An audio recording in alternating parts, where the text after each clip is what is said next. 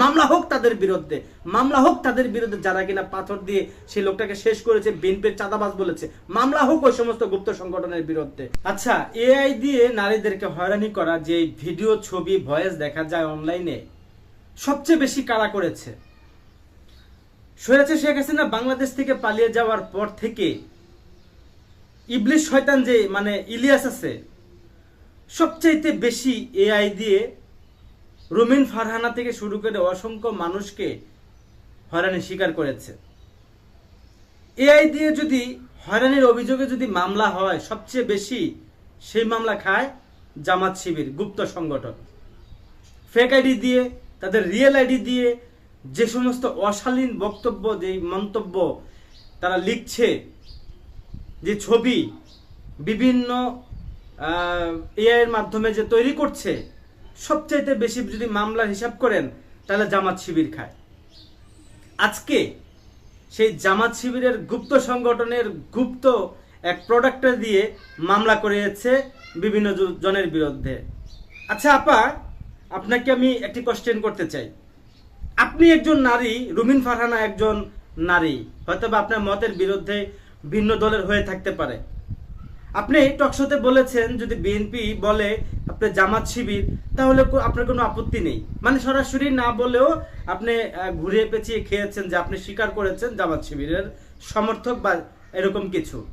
তাহলে আপনি একজন নারী আর রুমিন ফারহানাও একজন নারী, সে যদিও বিএনপির সমর্থক, বিএনপির নেত্রী, তাহলে তাকে নিয়ে গুপ্ত সংগঠন, আপনাদের সংগঠন এবং আপনাদের লোকজন কি পরিমাণ হ্যারেজ তাকে অনলাইনে করেছে, ইউটিউবে করেছে, সামাজিক যোগাযোগ মাধ্যম যেগুলো পপুলার, আপনার টিকটক সহ, এই যে হ্যারাসমেন্টের শিকার করলো রুমিন ফারহানা সহ আরো অনেককে, তখন তো আপনি এত সোচ্চার নন। আপনি নারী হয়ে একজন নারীর বিরুদ্ধে জামাত শিবির যেভাবে করছে, এটার বিরুদ্ধে তো আপনি কোনো স্ট্যাটাসও দেন। আপনি দেখলাম আইডির মধ্যে বিভিন্ন বিষয় নিয়ে আপনি কথাবার্তা বলছেন।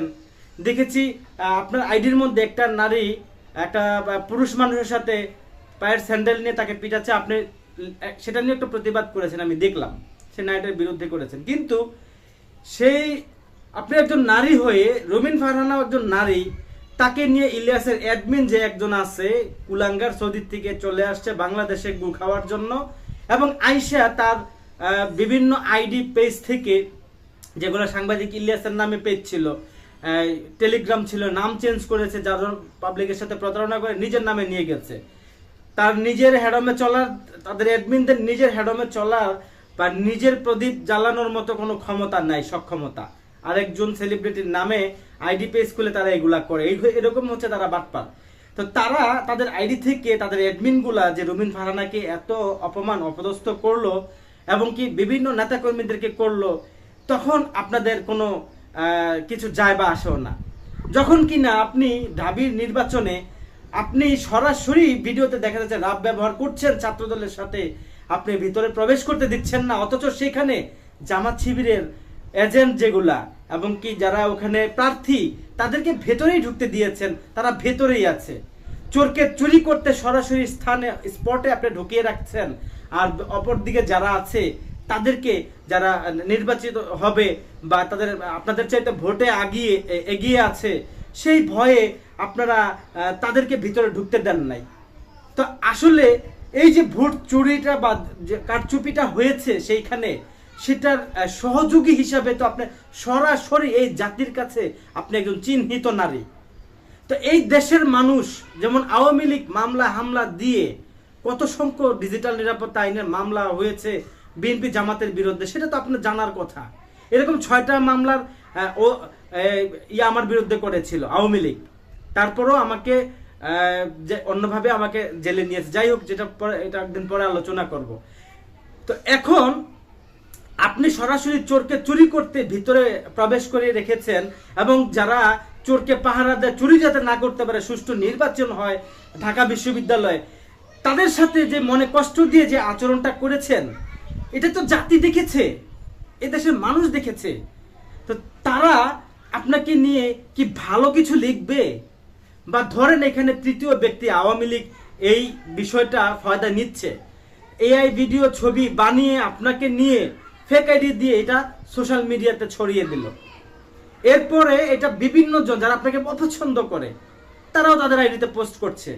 আসলে কি আপনি তাদের বিরুদ্ধে মামলা করেছেন যারা কিনা শুরুতে এআই দিয়ে ছবি তৈরি করেছে? এটা কি আপনার এজাহারে উল্লেখিত ছিল যে কোন আইডি থেকে, কে বা কারা, কোন ডিভাইস থেকে বা কোন ওয়েবসাইট থেকে এই এআই আপনাকে দিয়ে এই ছবিগুলা বানানো হয়েছে? এটা কি উল্লেখ করেছেন? না সরাসরি আপনি আপনি যাকে পছন্দ করেন না বা আপনার অপোজিশনে যে আছে, বা যদি বিএনপিকেই বলি, তাদের বিরুদ্ধে কি আপনি এখানে মেনশন করবেন? এটা কি কোনো নৈতিকতার মধ্যে পড়ে?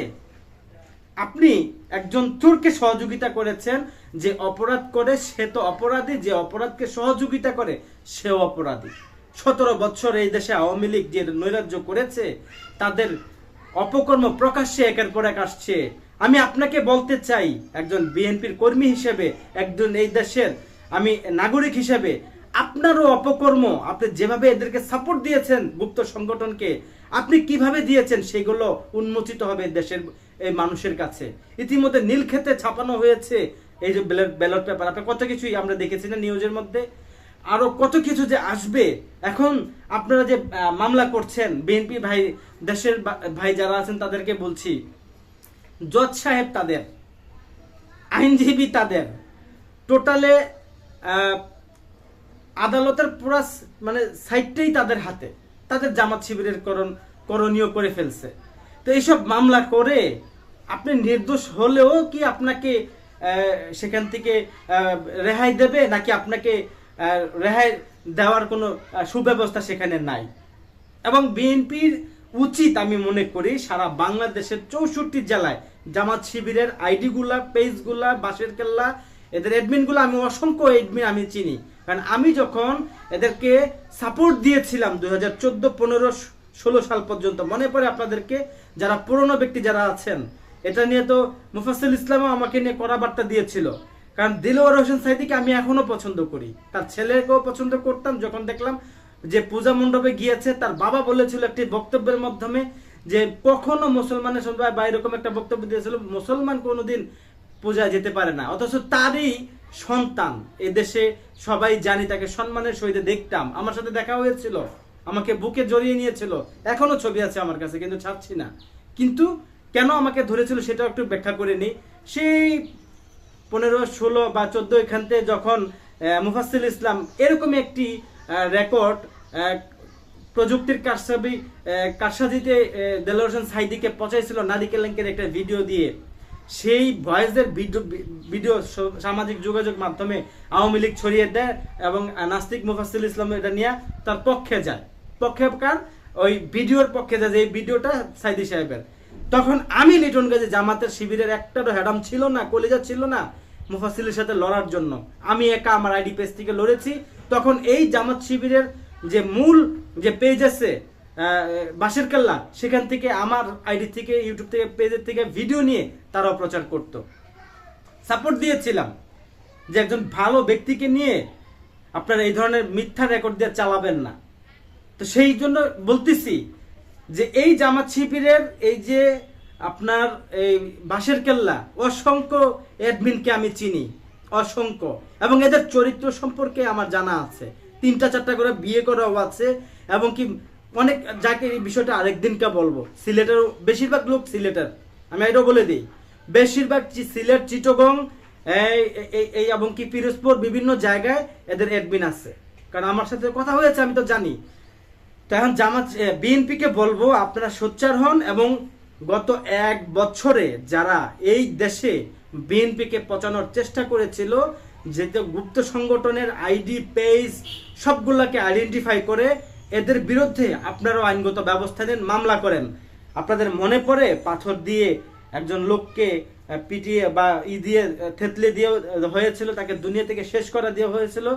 প্রথম দিন এনসিপি, জামাত শিবির রাস্তায় নেমে চরমনাই সহ কি করেছিল, বলেছিল বিএনপি এটা সেটা, যে চাঁদাবাদের জন্য তাকে মেরে ফেলছে।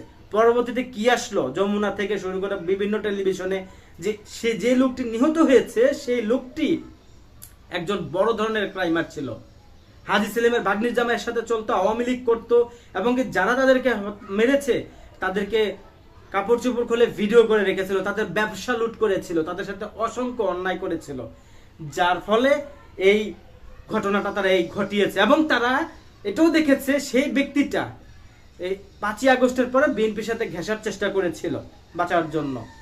তারপরে এই ঘটনাটা, সেটাকে কি বানিয়ে দিয়েছিল এই জামাত শিবির গুপ্ত বাহিনী, যে চাঁদাবাজি করতে গিয়ে মেরেছিল। এই যে একটা নেগেটিভ সৃষ্টি করেছিল জামাত শিবির, তখনই উচিত ছিল এদের বিরুদ্ধে মামলা করার। সেই সত্য নিউজ প্রকাশের পরে আপনার সিলেটের মধ্যে জাফলং এ পাথর লুট হয়েছিল, তাই না? ঢালাওভাবে 2-3 দিন টানা নিউজ করলো যে বিএনপি পাথর লুট করেছে, পাথর খেয়ে ফেলছে। তারপরে কি আসলো দুদকের অনুসন্ধানে, কি রিপোর্ট আসলো? 52 জন বিভিন্ন দলের নেতাকর্মী জড়িত। বিএনপি তো আছেই, জামাত আছে, এনসিপি আছে, আওয়ামী লীগ আছে। তাহলে তখন কেন সর্বদলীয় নামগুলো আসলো না? সরাসরি বিএনপির নাম মেনশন করা হলো। মামলা হোক তাদের বিরুদ্ধে, মামলা হোক তাদের বিরুদ্ধে যারা কিনা পাথর দিয়ে সেই লোকটাকে শেষ করেছে, বিএনপির চাঁদাবাজ বলেছে। মামলা হোক ওই সমস্ত গুপ্ত সংগঠনের বিরুদ্ধে যারা কিনা কথায় কথা বিএনপির নামে চাঁদাবাজির সংখ্যা এরকম করে নিউজ ছড়াচ্ছে, এক এক নিউজ এক এক সিস্টেমে একটা না 2-3 দিন করে করছে। মামলা হোক তাদের বিরুদ্ধে। আর যেসব মিডিয়া এদের দালালি করছে, যারা দেখবেন যে এই সমস্ত দালাল, এদেরকে চিহ্নিত করুন এই দেশের ভিতরে, যারা কিনা এই দেশের মানুষ এদেরকে ছাড় দিবে না। কারণ তারা এই দেশের বড় ধরনের একটা দলকে তারা এরকম করে অনলাইনে এভাবে পচাচ্ছে, দেশের মানুষের কাছে তারা খারাপভাবে উপস্থাপন করছে। মামলা হোক তাদের বিরুদ্ধে, একটাকেও ছাড় দেওয়া হবে না।